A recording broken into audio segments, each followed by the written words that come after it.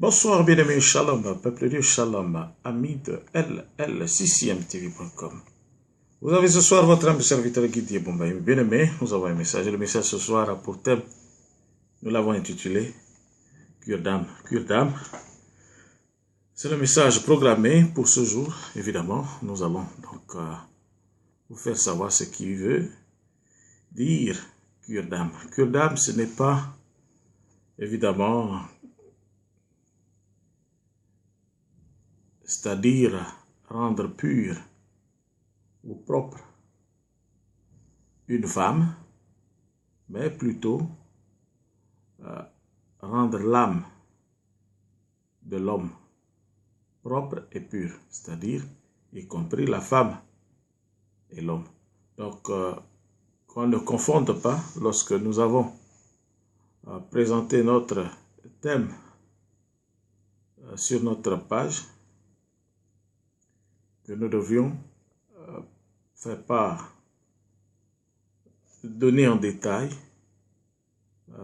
l'information concernant cure d'âme. Donc, cure d'âme, c'est un émot, purifier, rendre pur, propre, nettoyer, rincer,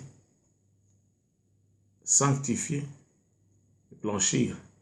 Et c'est le thème que nous allons aborder à travers notre message de ce soir.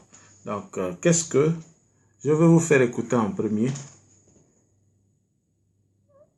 Cette chanson très importante.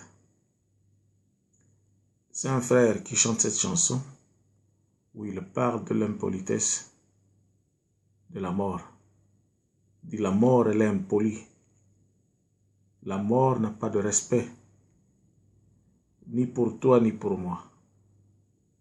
Quel que soit ton rang, tu peux t'enorgueillir autant de fois qu'il le faudra. Tu peux avoir tout ce que tu pourras avoir. Mais la mort ne peut pas te respecter. Et la mort n'a pas respecté nos grands-parents, nos parents pour ceux qui les ont déjà perdus. Et la mort continue à faire rage. Il y en a qui sont en train de partir. Nous allons donner des détails un peu sur les titres que les hommes et les femmes ont sur cette terre. Ou le plus grand exemple que nous allons donner sur terre en Angleterre, là où nous sommes, où la reine elle-même, ce n'était pas la première à habiter cette terre. Ses grands-parents sont partis. Son père est parti, qui était roi. Sa maman est partie, qui était reine. Elle-même aussi. Elle est là, certainement qu'elle ira un jour, y compris nous tous. Donc, voilà pourquoi si l'homme est assagi, nous avons des mots qui sont très importants, dont nous avons besoin de comprendre cela. Sinon, on n'a pas compris ces mots-là, on aura des chefs qui vont nous diriger, qui seront égoïstes, c'est-à-dire qu'ils vont se regarder qu'eux-mêmes, au lieu qu'ils regardent le peuple pour lequel ils sont là en train de travailler. C'est très important. Il faut le dire, il ne faut pas avoir peur. Si tu as peur de donner le bon conseil, la plus forte raison, ceux qui donnent des mauvais conseils et qui n'ont pas peur de les donner. Toi, tu auras peur. Écoutons d'abord ce frère qui va nous chanter l'impolitesse de la mort. Et nous reviendrons sur notre message.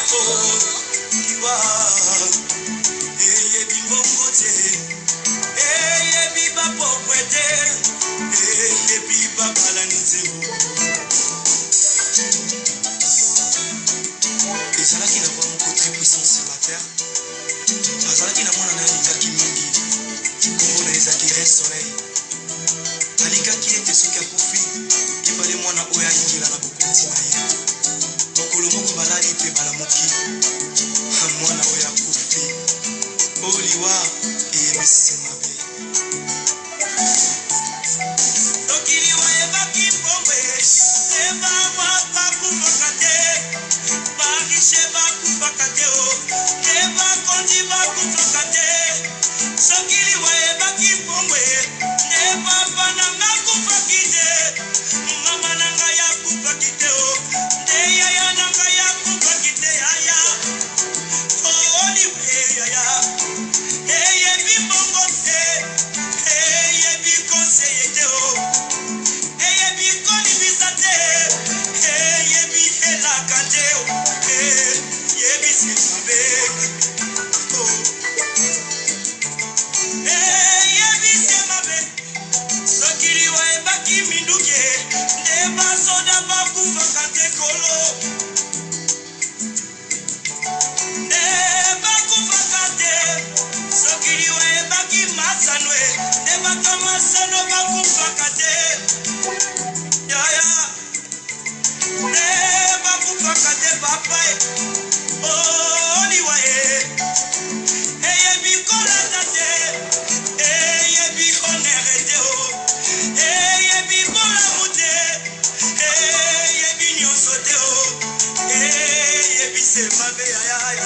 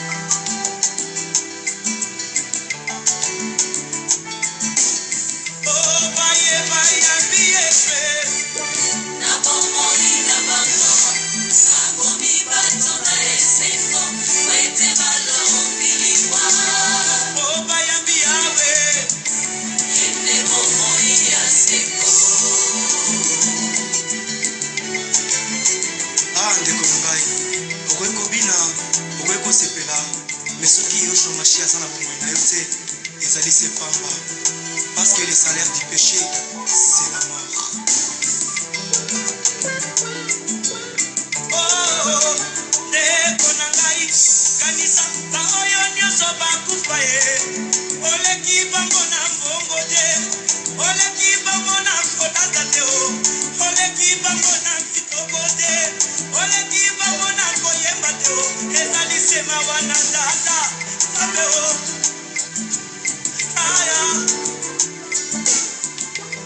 sokiri wa ebaki mikumba bandeko oyo papa bana tikelikai te ya kupakite te papa na bana kupakite kaka kaka o soki o yapiese na bomo inayo okokoma moto na esengo te okolo naliwa oyambi yawe otiende pomuni aseko Ambola babola Banya ibala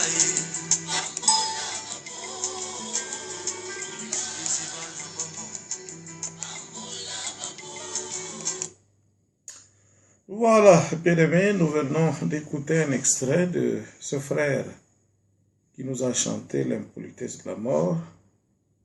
Donc la mort, il interprète la mort comme étant, moi je dirais, un esprit qui n'est pas respectueux. Et il le dit aussi un peu plus loin, la langue c'est le lingala, que la mort c'est le péché et la mort c'est Satan, c'est-à-dire le diable. C'est lui qui dit la mort c'est le péché, la mort c'est le diable. Donc, le péché ne peut jamais être ami d'un homme. Non plus, la mort ne sera jamais ami d'un homme. C'est une très grande leçon à recevoir de ce jeune homme, je dirais très talentueux, je dirais encore très inspiré, parce que nous sommes nombreux à fuir, à chanter ou à composer des chansons sur la mort.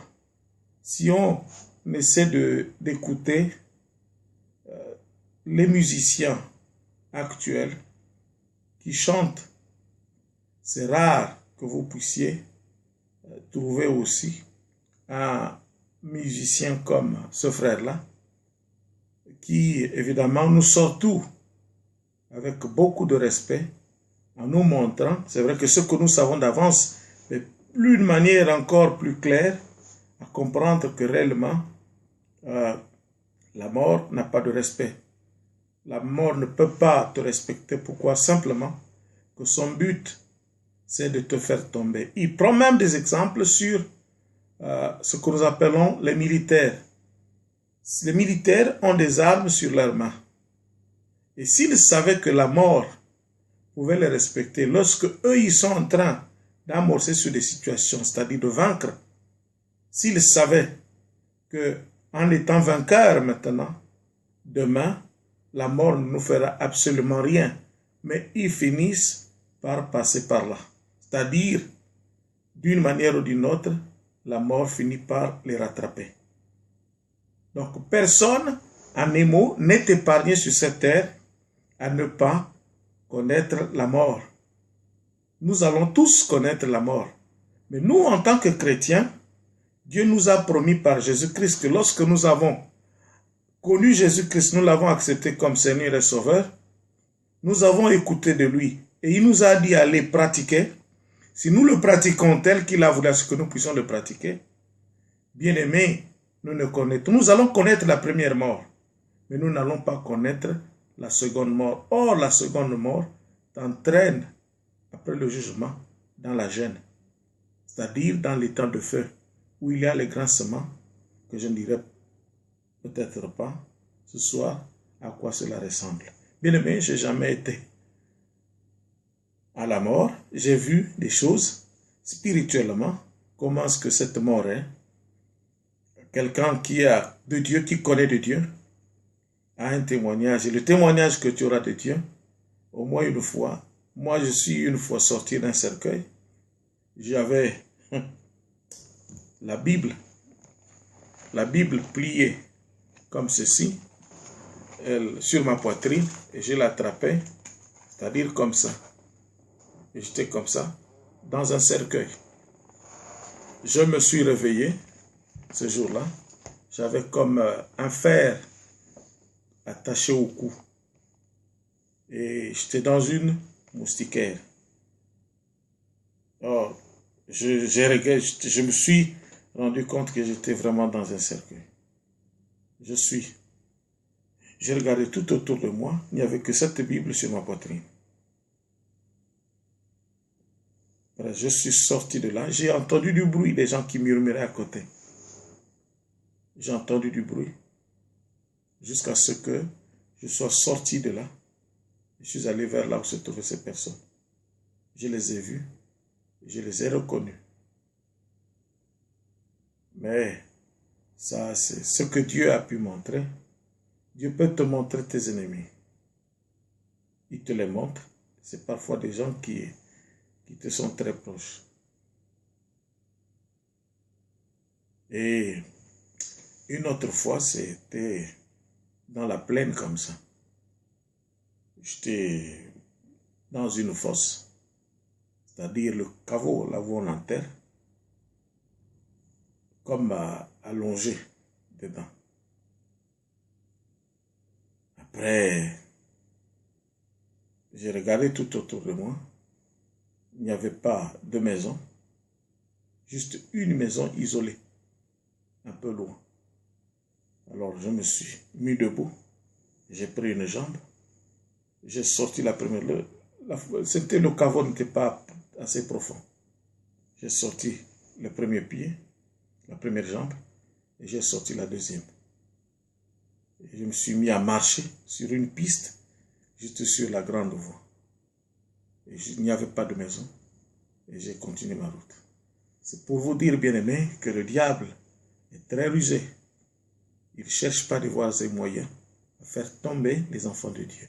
Mais si vous n'êtes pas avertis, même là où vous allez prier, Satan peut vous attraper. Nous avons souvent dit que ce n'est pas parce que tu vas aller prier dans une église, et si tu ne sais pas que le responsable de cette église-là, c'est Satan. Si c'est Satan qui est le patron de cette église, tu verras les hommes et les femmes chanter des lèvres. Mais dans le fond, leur cœur, ce n'est pas ce que toi tu vois. Or, il faut prier Dieu et demander à ce qu'il puisse t'éclairer. Voilà pourquoi nous avons parlé des trois choses qui sont très importantes. Elles sont même 4. Au début, c'est-à-dire l'homme est ignorant. L'homme avec grand H, que ce soit la femme ou l'homme, nous sommes ignorants quand on arrive à naître. Si on ne t'a pas dit quelque chose, tu ne sauras pas ce qu'elle veut dire. Donc tu es ignorant, il faut qu'on t'enseigne, qu'on t'éduque. Je ne veux pas le dire aujourd'hui. Donc il y a l'ignorance. Après l'ignorance, tu deviens intelligent. Tu passes par ces étapes-là. Il y en a 4. Après l'intelligence, tu finis par arriver à la sagesse. Donc quand tu deviens sage, et après, vient le discernement. Et nous avons souvent dit que le discernement, c'est l'Esprit de Dieu lui-même en toi. Tout ce que tu veux faire, l'Esprit n'a pas à attendre pour te dire, laisse ce que tu veux faire quand tu iras seulement dormir. Non. Au moment même, l'Esprit te dit que ce que tu fais est mauvais, ne fais pas. Si ce que tu fais est bien, l'Esprit va te motiver. Mais au niveau de la sagesse, tu vas raisonner en tant qu'un homme, par ton savoir. Et le niveau tu es sage, pourquoi? Parce que ce que tu diras, les hommes, c'est les femmes, sous-entendu, vont l'accepter. Même s'il y a une résistance, ils trouveront que dans ton parler, il y a une sagesse. Et ce qui est bien. Et dans l'intelligence, c'est-à-dire tu sors de la neutralité que nous appelons l'ignorance. L'ignorance, c'est pas... c'est vrai qu'il y en a qui l'ont interprété autrement. C'est-à-dire que tu es neutre. Tu ne sais pas encore ce que tu fais. Les enfants ne savent pas ce qu'ils font lorsqu'ils ont encore 1 an, 2 ans, 3 ans. Si tu leur demandes après 10 ans ce qu'ils ont été, ce qu'ils ont pu faire à l'âge de 3 ans, ils ne peuvent pas te le dire. Donc, ils ne sont pas conscients. Ils s'ignorent. Voilà pourquoi ils ont besoin d'être éduqués, d'être enseignés. Et c'est très important. Donc, je disais, évidemment, l'information d'aujourd'hui que nous avons, c'est notre sœur qui nous a quittés, qui vient de nous quitter. Notre sœur qu'on appelle Marie Missam, de la RDC. C'était une chanteuse, que je dirais encore. Elle a beaucoup chanté pour Dieu. Certains ont témoigné que rare qu'elle a chanté de ce dont on appelle les chansons du monde. Elle a composé pour Dieu. Et toutes les fois qu'elle pouvait chanter, elle pleurait. Moi, J'ai écouté ces interviews où elle-même, elle dit qu'elle était déjà morte. En un mot, elle a sorti de sa bouche qu'elle était déjà morte. Et de quelle manière elle va mourir? Elle se retrouve où? À une retraite de prière. Comment se fait-il que ceux qui se retirent pour adorer Dieu, pour honorer Dieu, pour glorifier Dieu, pour témoigner Dieu, pour supplier Dieu, d'écouter leurs prières, d'exaucer leurs prières, c'est par là que la mort viendra aussi.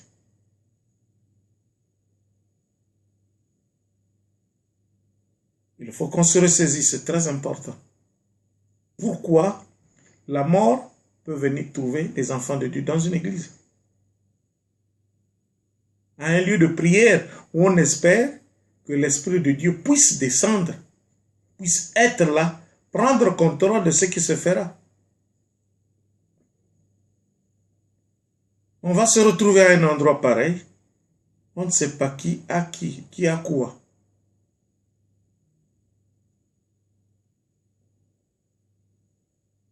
Il serait donc souhaitable, ça c'est un bon conseil que je donnerai aux frères et sœurs, si vous êtes une congrégation, ne faites pas des retraites de prière ou de veillée dans des maisons. Allez dans l'église. Allez dans l'église faire vos retraites. Ne faites pas de retraites de prière dans des maisons privées. Allez dans l'église où on sous-entend avoir l'Esprit de Dieu et une fois terminé, vous rentrez. N'allez pas. Moi, je pense que ce serait pas motif. Ce serait même causer du tort au propriétaire, par exemple, de la maison qui nous a reçus. Lui, il peut, ou elles peuvent être, peut-être, sans connaissance de ce que vous avez comme problème. Et la personne peut ressentir des malaises et tomber malade. On dira que vous les avez certainement empoisonnés. Que c'est vous qui avez provoqué cela. Or, il y a des esprits qui sont très forts, qui étouffent, qui peuvent étouffer. Si tu n'es pas fort en prière pour que tu puisses résister à ces esprits-là, l'étouffement que ces esprits vont provoquer sur toi peuvent t'entraîner à la mort. Nous sommes des témoins vivants de ces choses-là. Voilà pourquoi on ne vient pas divaguer devant un micro. On ne vient pas faire plaisir sur ce qui est de Dieu à quelqu'un qui a besoin d'écouter de Dieu et de recevoir de Dieu. C'est très important. Il faut plutôt aider la personne, lui dire les choses telles que tu les conçois. Nous avons dit, si nous sommes conscients d'Apocalypse 22, à partir du verset 3 jusqu'au verset 6, nous avons parlé où il n'y aura plus d'anathème, c'est-à-dire de malédiction. C'est ce que nous avons déclaré pour ceux qui vont rester attachés à la parole de Dieu. Si quelqu'un te dit aujourd'hui, après avoir écouté de Dieu, quand tu pratiques, que la personne te dise encore que tu es encore dans l'obscurité, c'est que cette personne-là ne te voit pas, ne veut pas te voir libre. Elle veut te garder dans la souffrance, veut te voir souffrir encore de ces maux. Aucun péché, nous avons aussi dit, aucun péché ne peut demeurer éternel sur l'homme. Il n'y a aucun péché. Même le péché, je peux me permettre, même le péché contre le Saint-Esprit. Pourquoi? Parce que Dieu nous a permis d'avoir Jésus-Christ. Et Jésus-Christ est allé sur la croix. Son sang a coulé. Et Jésus nous a dit, à travers le message reçu par son apôtre, dans le livre d'Apocalypse qu'il n'y aura plus d'anathème, c'est-à-dire il n'y aura plus de malédiction. Et il faisait référence à quoi? À la marque de la bête qui était 666, sous-entendu être le péché contre le Saint-Esprit. Et cela a été complètement dévoilé à l'endroit où chacun de nous trouvera le meilleur compte tant espéré par Dieu, qui n'est autre que dans Ézéchiel, le chapitre 33. Donc, chacun de nous qui a une Bible peut aller sur Internet pour la lire. Je vous conseille de lire Ézéchiel, le chapitre 33. Il n'y a pas que le premier verset. Il faut, oui, commencer le premier verset jusqu'au dernier verset. Et si possible, lire même tout le livre d'Ézéchiel. C'est très important parce qu'Ézéchiel nous enseigne de belles choses. Elles sont très importantes. Pourquoi? Parce que Dieu l'a mandaté pour dire de lui auprès de qui? Auprès des enfants d'Israël. Donc les enfants d'Israël étaient dans la malédiction. Les enfants d'Israël étant dans la malédiction, il n'y avait que Dieu pour instruire quelqu'un qu'il connaît être investi de son esprit pour dire des choses, pour avertir son peuple. Sans cela, rien de bien ne pouvait se faire. Et les enfants d'Israël qui ont été avertis ont été sauvés. Et ceux qui n'étaient pas encore avertis de ce temps-là, Jésus-Christ, par sa venue, par son sang qui a coulé, ont fini par retrouver la vie. Et c'est très important. Donc, bien-aimés, c'est ce qu'il fallait donc se partager ce soir. Je me suis dit, pourquoi ne pas le lire de vive voix à mes frères et sœurs pour qu'ils sachent un peu ce que veut dire cette impolitesse de la mort. Donc la mort est impolie. La mort n'a pas de respect. La mort ne connaît pas un roi. Quand tu es roi, la mort dit, je ne te connais pas. Si la mort veut te frapper, la mort te frappe. Si tu es une reine, la mort dit, ne te connaît pas. Quand elle arrive, au moment où elle veut arriver, elle arrive. Si tu es un président, ce n'est pas parce que tu es un président que la mort ne peut pas te frapper. La mort te frappera de la manière dont elle pense. Je ne parle pas des morts que les gens créent. Je parle de la mort telle que Dieu a voulu. Donc, quand on dit l'impolitesse de la mort, c'est comme si on veut dire que Dieu apparaît impoli par la mort. Évidemment, puisque quand il nous a dit, regardez la manière que vous pouvez vous produire, la manière dont vous devez faire les choses. Faites-les de la manière dont, moi je pense, ça c'est Dieu qui le dit, ce n'est pas moi. Faites-le de la manière dont je pense qu'il est meilleur de faire cela. Mais ne faites pas cela par votre propre vouloir, c'est-à-dire créer des formules qui ne sont pas des formules devant lui. Vous commencez à fabriquer des trucs qui n'entraînent que la perdition. Or, lui, il dit, ces choses-là, il ne veut pas. Mais la mort, il a la mort, parce qu'il nous a dit lui-même qu'il a les clés de la mort et du séjour des morts. Il y a d'abord les clés de la mort, donc la manière à t'entraîner la mort, Dieu connaît. Il a cette formule-là, Dieu-là. Et puis, les clés du séjour, de là où se trouve la mort. Une fois entraîné à la mort, il t'amène au séjour. Donc, avant d'arriver au séjour, il y a quelque chose qui se fait. Et c'est Dieu qui le fait. Donc, Dieu a mis la mort. Il dit, je vous ai mis la vie et la mort. Choisissez la vie pour que vous puissiez vivre. Il n'a pas dit choisissez la mort. Bien qu'il nous ait dit choisissez la vie pour que vous puissiez vivre, il nous a démontré que la mort, ce n'était pas bon. Par qui? Par son propre fils, Jésus-Christ de Nazareth. Donc, nous devions tout faire à éviter la mort. Mais comment éviter la mort? Il faut écouter ce que Jésus-Christ dit dans les églises à travers les pasteurs, les prêtres, les évangélistes. les diacres, les anciens. Il faut écouter, il faut les écouter.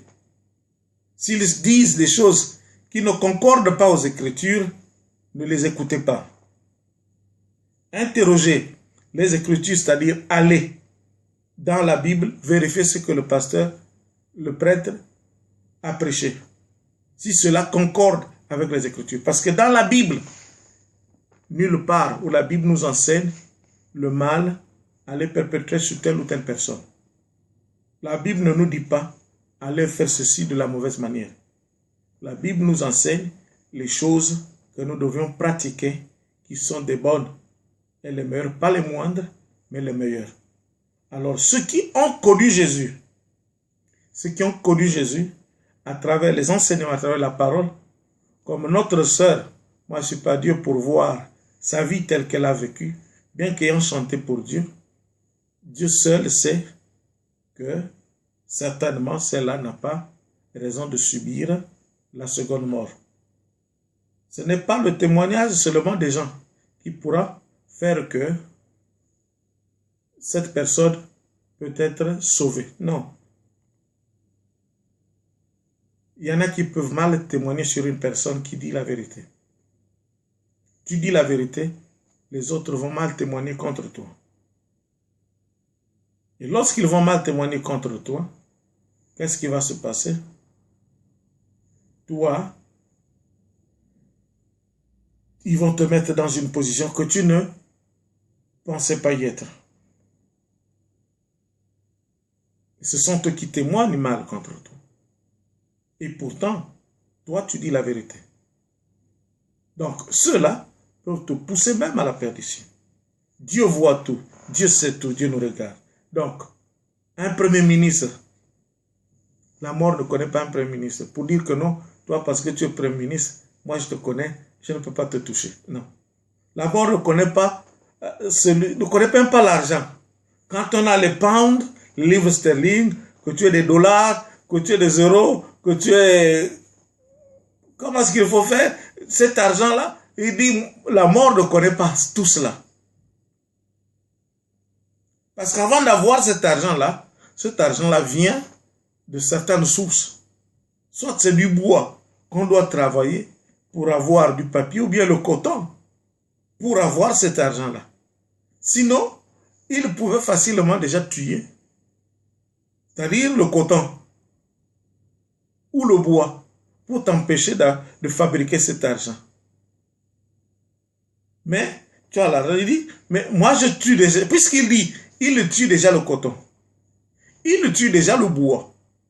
Même si tu as l'argent, ça servira à quoi? Puisqu'il tue déjà. Donc, en un mot, il voulait nous expliquer que le bois vert, c'est Jésus-Christ de Nazareth. Si Jésus-Christ a été crucifié, à plus forte raison, toi et moi. Si Jésus a été crucifié, à plus forte raison, toi et moi. Donc, même le docteur, qu'on respecte beaucoup, tu diras, Dieu, mais regarde combien de fois il traite les malades, il les guérit, il donne des traitements, et ces personnes-là retrouvent leur santé, ils sont opérés de ceci et de cela.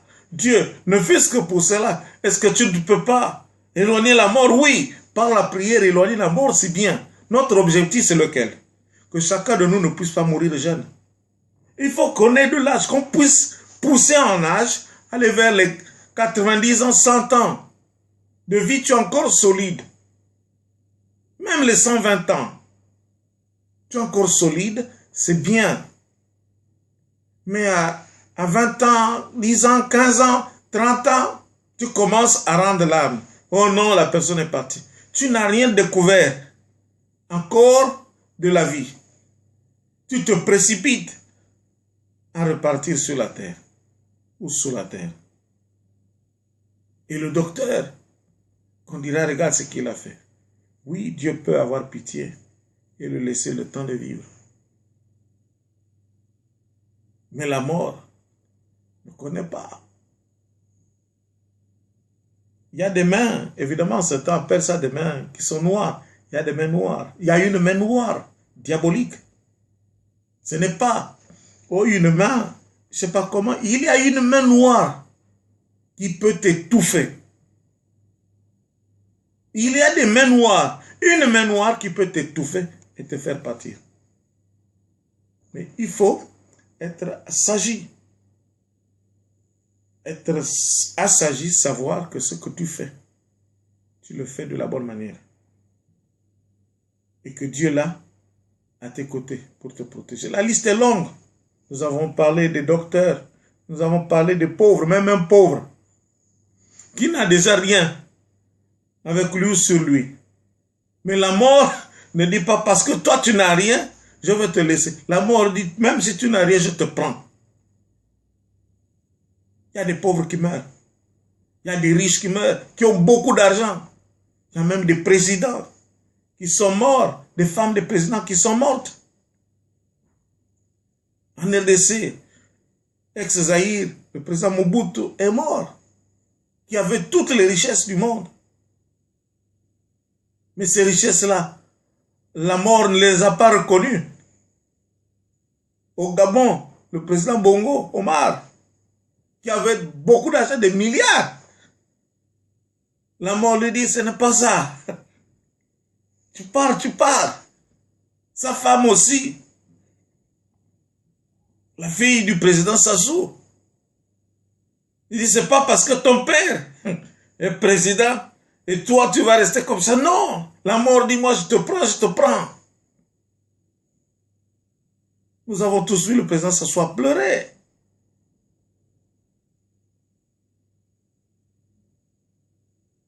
Donc ce n'est pas parce que tu es le fils d'un président, comme le président Ali Ben est là, que la mort ne pourra jamais le prendre un jour. Non. La mort n'a pas ce genre de regard. Il dit, c'est toi tu es là, oui, tu es un fils de quelqu'un, oui. Mais tu es aussi appelé le père de quelqu'un. Comme moi, un jour, il arrivera. Mon souhait que ça ne se fasse pas si vite. Atteins la fleur. C'est-à-dire là où tu es loin. Quand on te verra, tu es Kokobara. Ah, celui-là, même celle-là peut facilement partir, il n'y a pas de problème, c'est sans regret. Au moins, tu auras vécu ta vie sur cette terre. Mourir jeune, ce n'est pas un honneur. Moi, je préfère vivre ces choses maintenant, c'est-à-dire cette belle vie, même si elle a des hauts et des bas, au moins que ton jour, tu te lèves bien, tu sors, tu rentres, tu dors, ainsi de suite, c'est bon. Que tu te fasses limiter dans ta façon de vivre sur cette terre. C'est très important.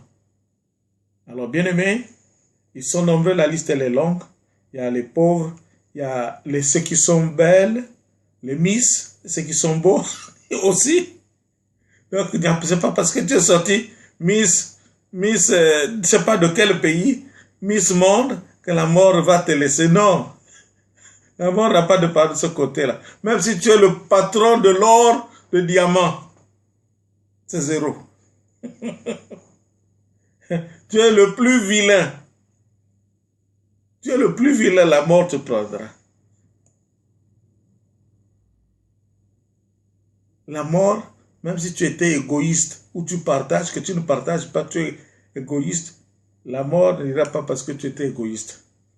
Que tu aies partagé, la mort n'ira pas parce que tu as partagé.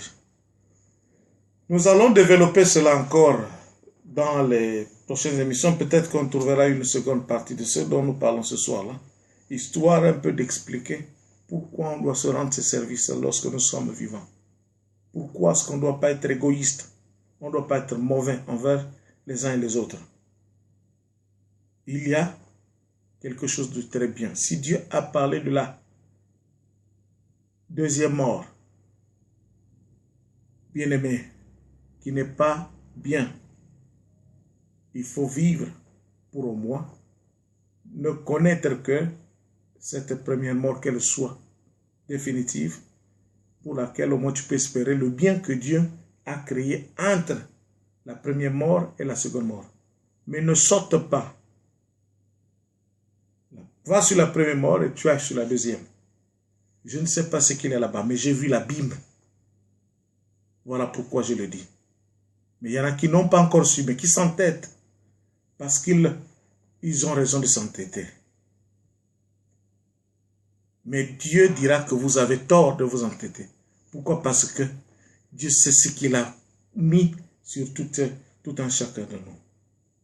Que tu sois pasteur ou moi en train de prêcher. Tu es diacre, prêtre, un enseignant. Bien-aimé, range-toi du côté de Dieu. On parlera de cure d'âme dans les heures qui vont suivre. Voilà, c'est ce qu'il fallait se partager ce soir. Bien-aimé, quitte à toi de prendre et de pratiquer. Ne fais pas de l'orgueil. Que tu sois la plus riche du monde, le plus riche du monde, le président le plus éloquent du monde, le roi éloquent du monde, la reine la plus éloquente du monde, premier ministre, c'est-à-dire au sommet de tout. Bien-aimé, la mort ne pourra jamais te respecter. Si la mort ne respecte pas un pasteur et une servante de Dieu, un prêtre, un évangéliste, un diacre, si la mort ne les respecte pas, à plus forte raison toi, qui ne puis peut-être pas, à cogiter. Que Dieu vous garde, que Dieu vous protège, que Dieu vous soutienne dans votre foi. Priez, allez dans les églises, là où il y a la lumière, et cette lumière ne s'éloigne pas de vous. Je vous souhaite une bonne soirée. Encore une fois, merci et bye.